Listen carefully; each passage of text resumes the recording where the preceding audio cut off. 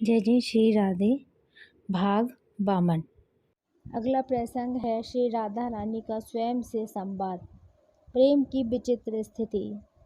रात्रि में नंदगांव से लौट आई थी ललिता सखी। सब कुछ तो स्पष्ट बता दिया महर्षि शांडिल्य ने। सोचकर गई थी ललिता महर्षि के पास कि कोई तंत्र मंत्र इत्यादि हो तो, क्योंकि श्री राधा की ऐसी दशा देखी नहीं जा रही थी इन सखियों से। पर महर्षि शांडिल्य ने कुछ और ही रहस्य उजागर कर दिए थे। कृष्ण परब्रह्म है और श्री राधा उनकी आह्लादनी शक्ति है। ये दोनों अनादिकाल से हैं और रहेंगे। ये सब वियोग संयोग लीला है और इस लीला में अब 100 वर्ष का लंबा वियोग है। ओहो, 100 वर्ष का! ललिता सखी की घबराहट होती है। वो पहुंच गई हैं बरसाना। कुंज में ही मिलेंगी श्री राधा, क्योंकि जब से कृष्ण मथुरा गए हैं तब से महल में कम ही रहती हैं श्री राधा रानी। अकेली हैं कुंज में। अर्धरात्रि हो गई है पर अकेले बोले जा रही हैं। एक लता की ओट से सुनती हैं सारी बातें ललिता सखी। श्री राधा रानी बोल रही हैं, ललिता ठीक कहती है, मैं इन दिनों अस्वस्थ हो गई हूँ।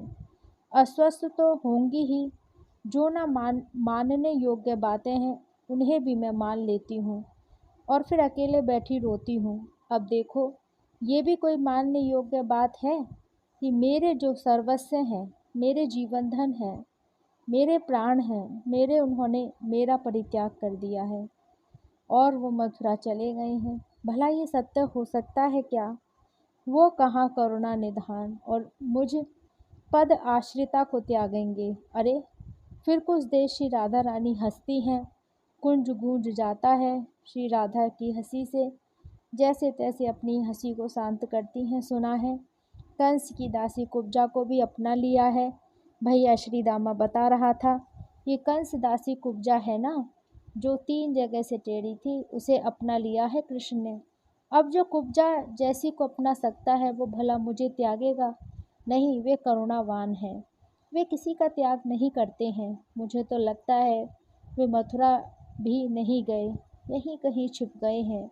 अक्रूर आया था, हाँ, उसके रथ में बैठे थे मेरे प्राणनाथ, पर 4 कदम ही तो है आगे मथुरा। चले गए और आ भी गए। पता नहीं क्यों इतनी सी बात को लेकर इतनी ऊपा सखियां कर रही हैं। आपस में खूब बोलती हैं, बतियाती हैं, पर मेरे सामने आते ही वो चुप हो जाती हैं। मुझे कुछ नहीं बताती, पर मैं क्या समझती नहीं हूँ? अब हे कृष्ण, तुम ही समझ लो। मैं तो कहीं जाने वाली हूँ नहीं। इस ब्रिज को छोड़कर मैं कहीं नहीं जा सकती। क्यों जाऊँ? तुम्हारी चरण धूल यहीं पर है, इसी वृंदावन में है। मथुरा में कहाँ है तुम्हारी चरण धूल? वहाँ तो पादुका पहनते हो ना तुम, पर मैंने तुम्हें कभी वृंदावन में पादुका पहनते हुए नहीं देखा। इसलिए तो यहाँ की धूल की इतनी महिमा है, यहाँ की रज की इतनी महिमा है।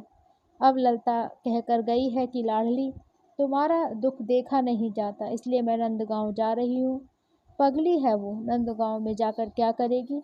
वो कहने लगी, महर्षि शांडिल्य के पास जाऊंगी, गंडा तावीज मंत्र तंत्र ये सब करवाऊंगी, तुम्हारी नज़र उतरवाऊंगी। हंसती हैं श्री राधा रानी। अब मुझे कौन नज़र लगाएगा? रूप सौंदर्य तो अब रहा नहीं। तंत्र मंत्र क्या काम करेगा मुझ पर? भूत लगा है शायद तुम पर, ललिता कहती है। तभी तुम लाडली कभी हंसती हो तो कभी रोती हो। अब उस ललिता को कौन समझाए? मुझे भूत नहीं लगा है, नंद का पूत लगा है। हंसती हैं जोर जोर से श्री राधा रानी। ललिता सखी यह देखकर रोती हैं, हिलकियों से रोती हैं, पर फिर संभल गईं। ये दोनों की लीला है, ब्रह्म आह्लादनी की ये लीला है। महर्षि की बातें याद कर कुछ हृदय शांत होता है ललिता सखी का। पीली पोखर सूख गई है, सांकरी खोर अब सुनसान है। मोर कुटी में अब मोर नहीं आते, पर जब तुम थे कन्हैया तब ये बरसाना कैसा होता था। फिर श्री राधा रानी का भाव बदल गया। बेकार तो मैं थी बिल्कुल प्रेम सुनने। बेचारे थके हारे मेरे पास आते थे, उन्हें आह्लाद मेरे ही सानिध्य से मिलता था, पर मैं क्या करती? उनके आते ही मान कर बैठती थी, रूठ जाती थी। मैंने प्रेम को नहीं जाना।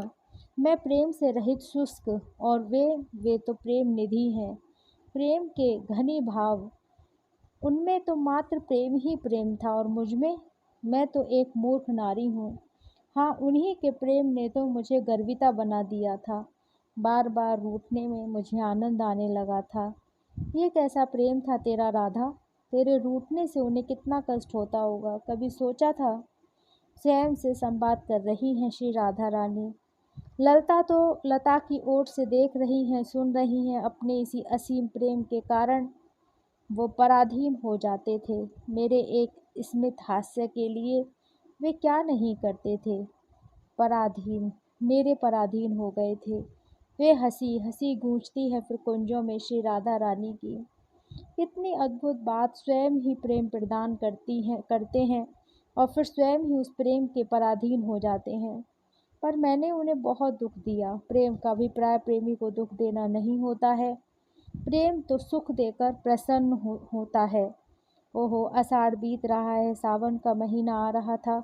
मैंने ही उनसे कहा झूला डालना अमुआ की डाल पे, फिर तुम और हम दोनों मिलकर झूला झूलेंगे। मेरी बात उन्होंने टाली कब थी? इस बार टाल देते, तभी आकाश में उड़ते हुए दो पक्षी यमुना में गिर गए। मैं बहुत दुखी हो गई। तब मेरे पाँव पकड़कर हा हा खाते हुए क्या नहीं किया था कृष्ण ने। मैंने कहा, काली नाग के कारण हमारे पक्षी मर रहे हैं यमुना में। मुझे झुलाना चाहते हो तो जाओ, कालिया नाग को नत कराओ। हे कृष्ण, कालिया नाग की रस्सी से झूला बनाया गया हो, उसी में मैं झूलूंगी। कितना कष्ट दिया मैंने, पर मेरी बात मानते हुए वे गए, कालिया नाग को नथ कर ले आए और उसी नाग की रस्सी बनाकर हम झूले में झूले थे। पर ये प्रेम नहीं है। प्रेम अपनी बात नहीं मनवाता है, वो तो प्रेमी की इच्छा में ही अपनी इच्छा समझता है। मैंने प्रेम को कलंकित किया है, मैं कलंकनी हूँ। एकाएक रक्त मुखमंडल हो गया था श्री राधा रानी का। तुझे जीने का अधिकार नहीं है राधा, तू मर क्यों नहीं जाती? स्वयं को ये कहते हुए श्री राधा रानी यमुना की ओर दौड़ी हैं। लाडली नहीं, पीछे से ललता सखी और सखियों ने पकड़ लिया। मुझे छोड़ दो, मुझे मरने दो ललता। मैंने अपने प्राणधन को बहुत दुख दिया है, मुझे छोड़ दो, छोड़ दो। श्री दामा भैया कुछ कह रहे थे, उनको उनके सखा ने कहा होगा ना। मैं तो कुछ पूछ भी नहीं पाती अपने श्री दामा भैया से। क्या कह रहे थे भैया? क्या कहा उनसे मेरे प्रियतम ने? श्री दामा, मुझे बस एक बात का दुख होता है कि मेरे कारण वृंदावन में कोई मृत्यु का ग्रास न बन जाए। अगर ऐसा हुआ ना, तो ये कृष्ण अपने आप को कभी क्षमा नहीं कर पाएगा। ललता के मुख से यह सुनकर, ओहो, क्या ऐसा कहा था मेरे प्राणधन ने? हम मर जाएंगी तो उन्हें कष्ट होगा। हाँ, कुछ के वर्षों में वो यहाँ आए और यहाँ, और हम अगर मर गई हों तो कितना कष्ट होगा उन्हें। नहीं नहीं, हम मरेंगे नहीं, हम हंसती रहेंगी, ताकि उन्हें हमारा हंसता हुआ चेहरा दिखे। उन्हें अच्छा लगेगा। मैं अब रोऊंगी भी नहीं। आज के बाद मैं हंसती रहूंगी, क्योंकि क्या पता कब आ जाए कृष्ण यहाँ पर और हमें रोती हुई देखें तो उन्हें कष्ट होगा ना। राधा हंसेगी, तू भी हंस ललता, सब हंसो सखियाँ, क्योंकि उन्हें अच्छा लगेगा। ललता ने दूसरी ओर मुंह फेर लिया, क्योंकि उनके नेत्रों से सावन भादों शुरू हो गए थे। उफ, ये प्रेम! जय जय श्री राधे, श्री राधे।